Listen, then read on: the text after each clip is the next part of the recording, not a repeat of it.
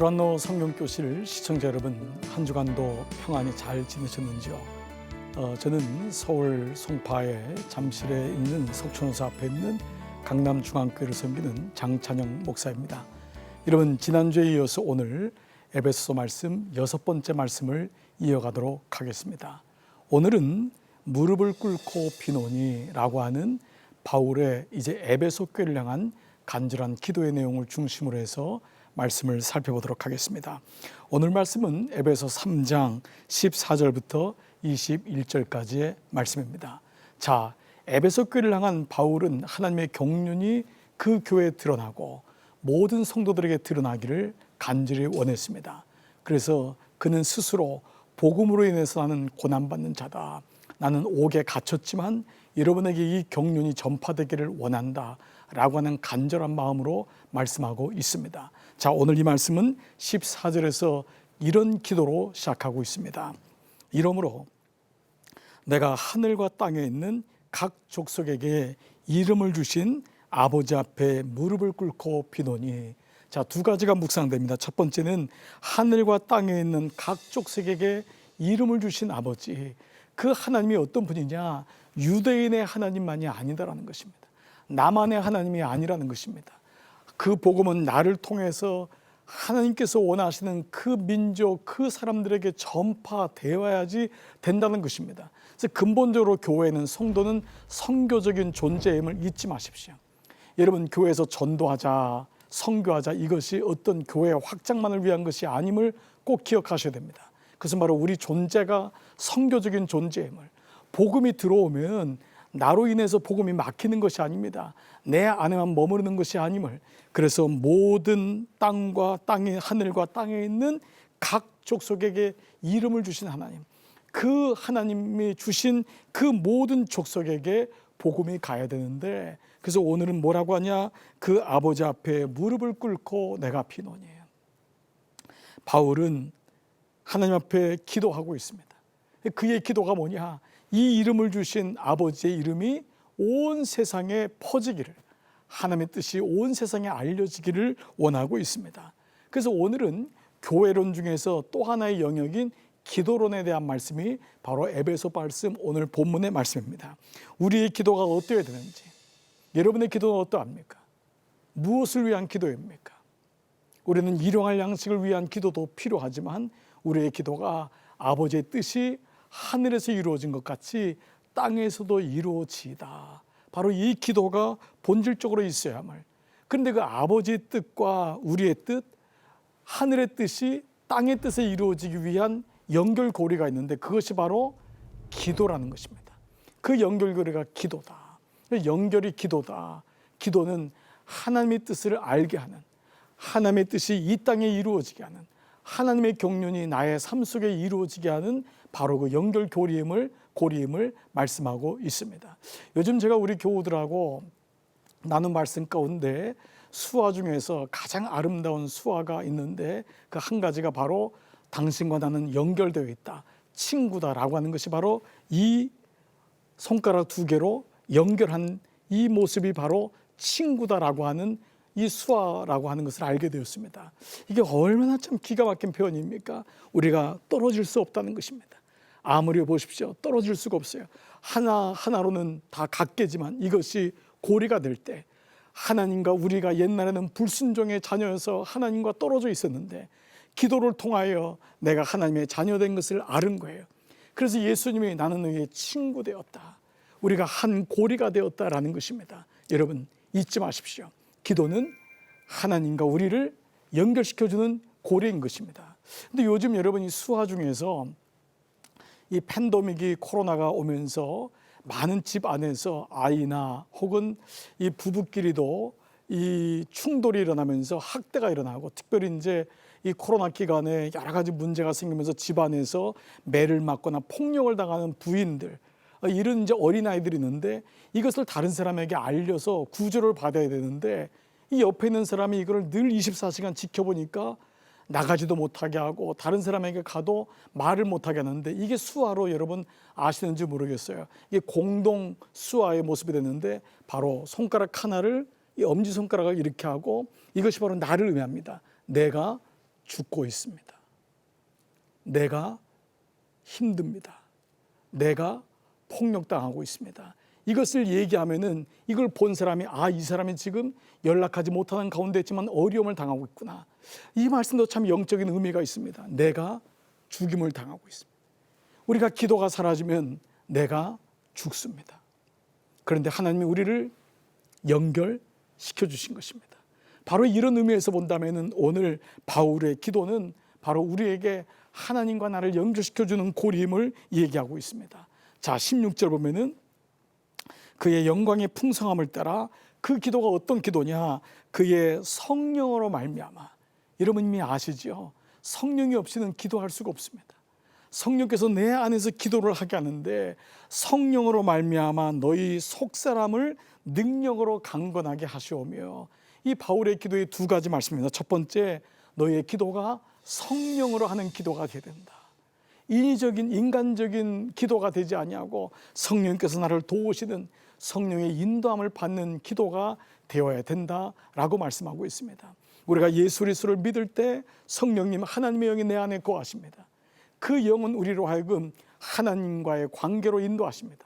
우리가 하나님의 자녀인 것을 알게 하고 우리가 고와 같이 버려진 자가 아님을 알게 하십니다. 로마서 8장 26절 보면은 이와 같이 성령도 우리 연약함을 도우시다니. 예수 그리스도께서 우리를 그렇게 십자가를 위해서 구원을 주셨는데 성령도 하나님의 영이신 성령도 우리 연약함을 도우시다니. 우리가 기도하지 못하는 거예요. 내가 죽고 있는 거예요. 내가 상황 속에 파묻히고 있는 거예요. 내가 여러 가지 어려움 속에 파묻혀서 죽고 있는데 나를 연결시켜주고 있는 그 성령이 우리 연약함을 도우시다니. 우리가 마땅히 빌 바를 알지 못하나. 여러분 우리 이럴 때 많잖아요. 무엇을 위해서 기도해야 될지 모르는 거예요. 하나님의 뜻이 어디 있는지 모르는 거예요. 그런데 오직 성령이 말할 수 없는 탄식으로 우리를 위하여 친히 간구하시느니라. 이게 바로 성령으로 하는 기도인 것입니다. 내가 주님 앞에 무릎 꿇고 기도할 때 성령께서 나를 불쌍히 여기시는 거예요. 내가 무엇을 구해야 될지 모르는 거예요. 그냥 천장만 바라보고 벽만 바라보고 울 수밖에 없는데 성령께서 내 대신 나를 위해서 친히 간구하신다. 그래서 이 성령이란 뜻은 헬라어로 파라클레토스란 뜻이 있습니다. 이 파라클레토스는 법적 용어인데 파라란 말은 비사이즈, 바로 옆에서, 클레토스란 말은 헬퍼, 도우시는 분이에요. 바로 이것은 옆에서 나를 돕는, 오늘날로 말하면 나를 변호하는 사람, 나를 돕는 사람, 이것이 바로 파라클레토스입니다. 법적 용어라고 말씀을 드렸죠. 여러분 얼마나 검사가 나를 기소하는지, 나의 죄를 속속히 드러내는지, 마귀가 된 이 검사가 된 마귀는 우리를 너무 잘 알고 있는 거예요. 이 사람은 악합니다. 이 사람은 죄를 또 짓습니다. 하나님을 떠났습니다. 내가 변명할 길이 없는 거예요. 재판관 되신 하나님이 보니까 내가 불쌍한데 도울 길이 없는 거예요. 마귀가 나를 송사하고 나를 기소하는데 너무 정확하게 알고 있으니까 그때 회중을 바라보면서 이 사람을 도울 사람이 없습니까? 근데 저 뒤에서 나는 그분을 모르는데 어떤 분이 손을 들고 앞에 나오는 거예요. 그분이 뭐냐? 당신은 누굽니까? 제 이름은 파라클레토스입니다. 저는 이 사람을 압니다. 재판관님, 맞습니다. 이 검사가 얘기했듯이 이 사람은 죄를 졌고 이 사람은 늘 쓰러지고 이 사람은 정말 가망성이 없습니다. 그러나 이 사람은 하나님의 자녀입니다.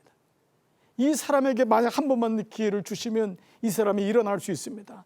그러나 이 사람이 악한 것만은 아닙니다. 그러면서 나의 연약함 속에 있지만 내가 지난 시간 살았을 때 하나님을 붙들고 있었던 그런 이야기들을 하나씩 꺼내는 것입니다.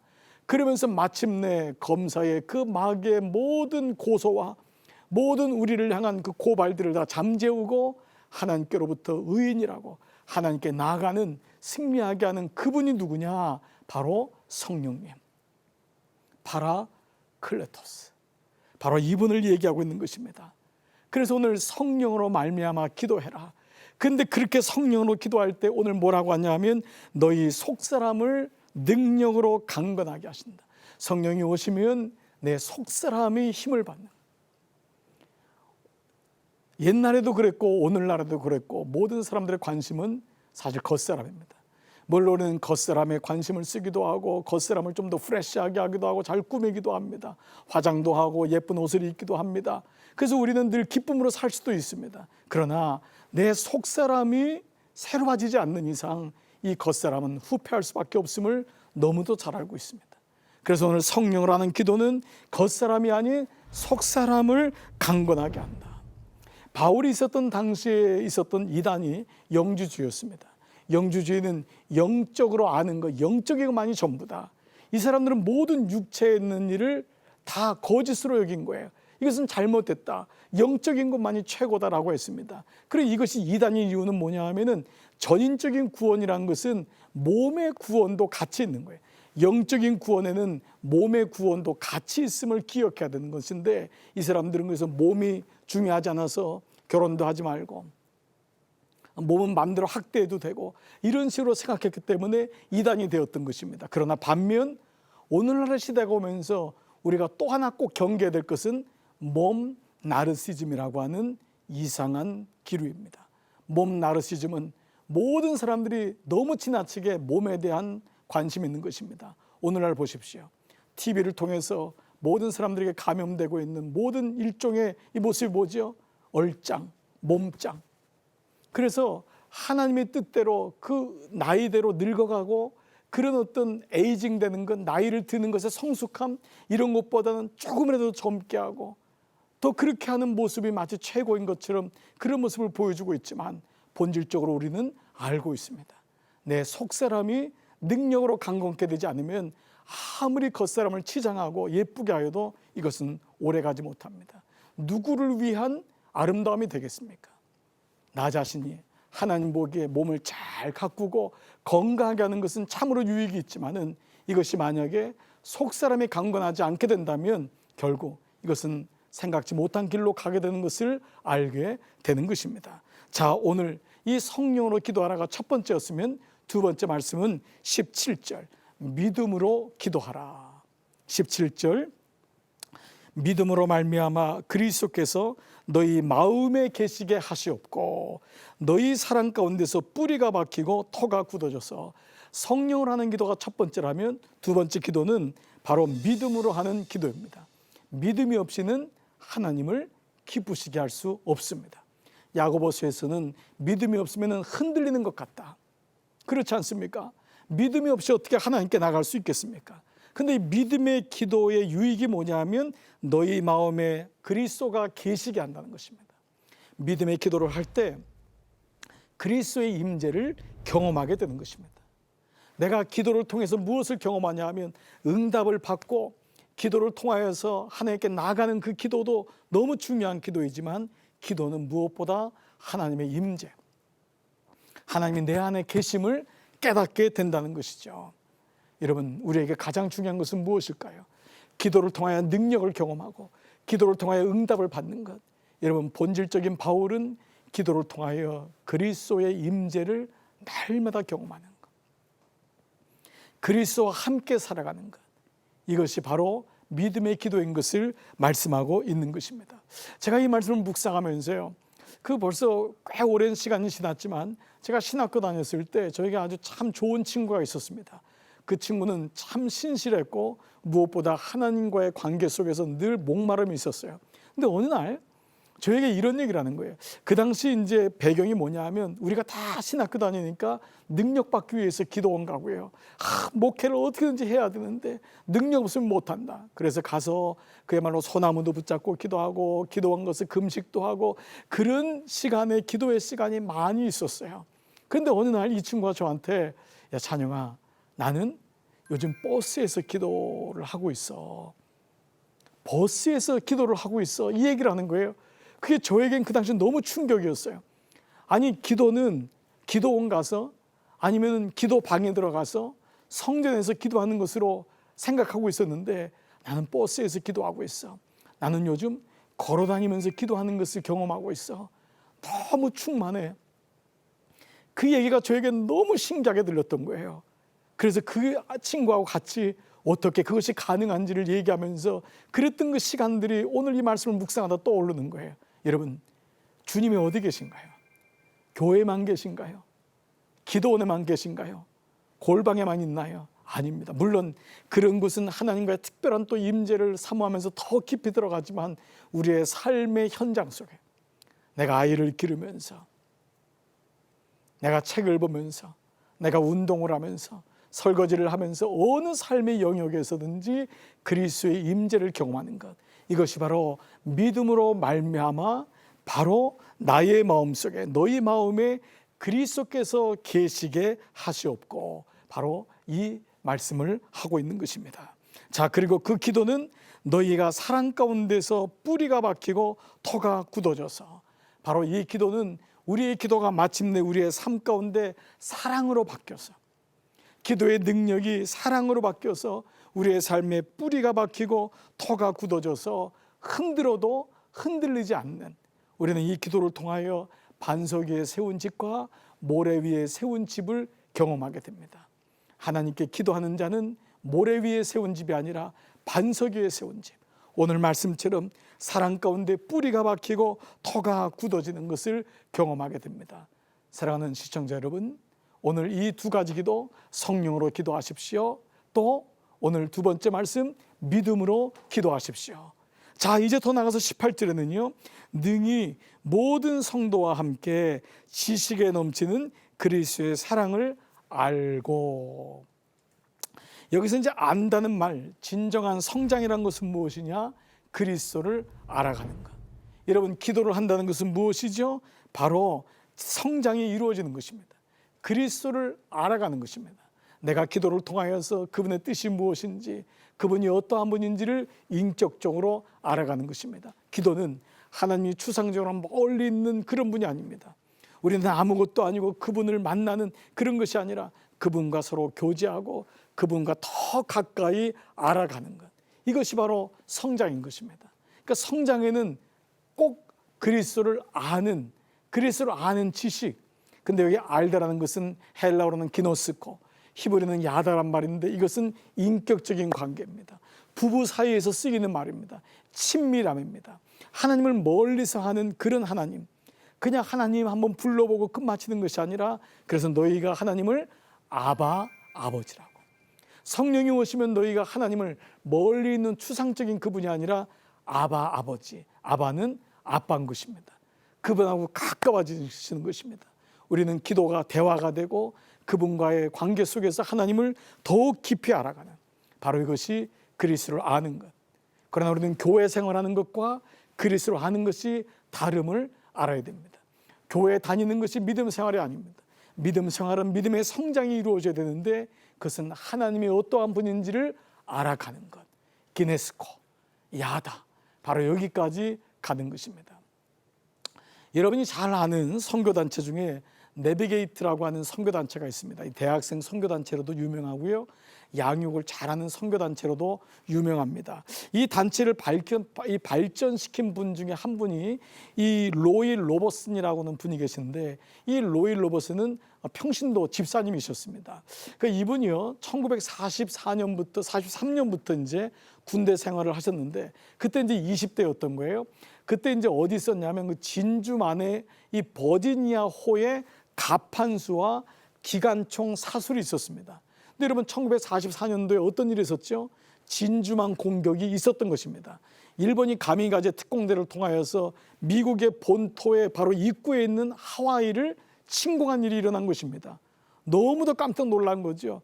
그래서 배에 사람들이 막 비행기가 와서 폭탄을 떨어뜨리니까 다들 배에서 막 올라가고, 이 사람은 자기가 기관총 사수이니까 그 기관총이 올라가서 이 비행기를 향해서 막 총을 쏜 거예요, 기관총을.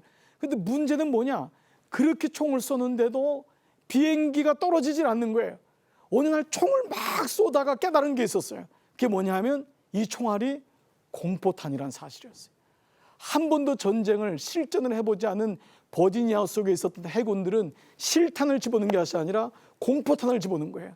그 순간 그는 공포탄을 계속 쏠 수밖에 없었던 게, 밑에 있는 자기의 그 동료들이 자기를 바라볼 때 자기가 그 총을 정지하고 내려올 수가 없어서 눈물을 쏟으면서 공포탄이 떨어질 때까지 쐈던 거예요. 그 이후로 그는 나중에 고향에 돌아왔을 때 그때의 사실을 기억합니다. 실탄이 아닌 공포탄을 쏘고 있는 내 모습이, 오랫동안 교회를 다닌 내 모습, 하나님을 아는 것 같지만 성령 안에서 기도해 본 적도 없고 하나님을 향한 진실한 믿음을 가지고 기도해 본 적이 없었던 내 모습. 그때 그가 썼던 유명한 말이 I'm fake. 나는 가짜였구나. 나는 가짜였구나.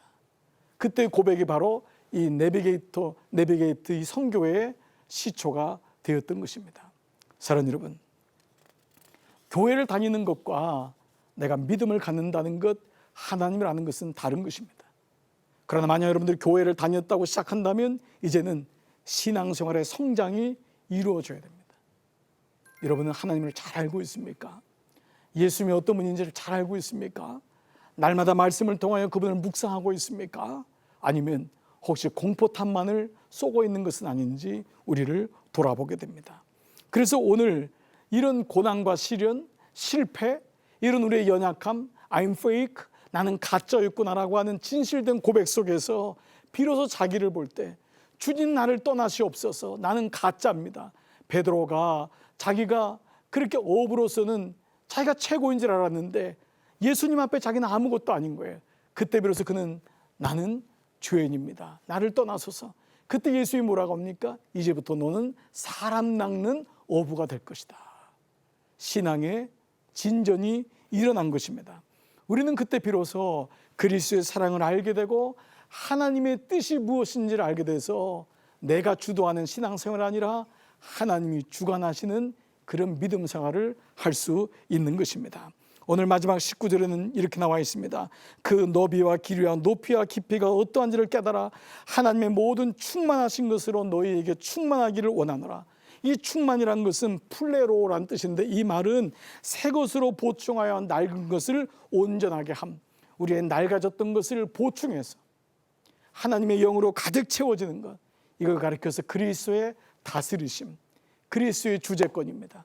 주님이 나를 다스릴 수 있도록 우린 기도를 통하여 주 앞에 나가는 것입니다. 이것이 바로 20절에 바로 아버지와의 관계, 바로 우리가 구하거나 생각하는 것 모든 것에 더 넘치도록 능히 하실 이에게 바로 하나님과의 관계가 만들어지면서 우리는 비로소 내가 자녀인 것을, 그분이 나를 다스리시는 것을 경험하고 그분의 임재 속에 날마다 나를 위하여 간구하시는 성령님과의 관계 속에서 하나님께 더 가까이 나가게 되는 것입니다. 사랑하는 두란노 성경교실 가족 여러분, 오늘 여러분들의 기도는 어떠한 기도입니까? 성령 안에서 기도해 보십시오. 믿음으로 기도해 보십시오. 하나님의 충만을 구해 보십시오. 그리고 그리스도를 아는 것에 한 걸음 더 나가 보십시오. 능히 모든 생각보다 채우실 그분이 하나님이심을 잊지 마십시오. 이번 한 주간도 이 그리스도의 충만하심이 무릎 꿇고 기도하는 바울의 기도가 여러분의 기도가 되기를 주님의 이름으로 축복합니다. 다음 주에 뵙도록 하겠습니다. 고맙습니다.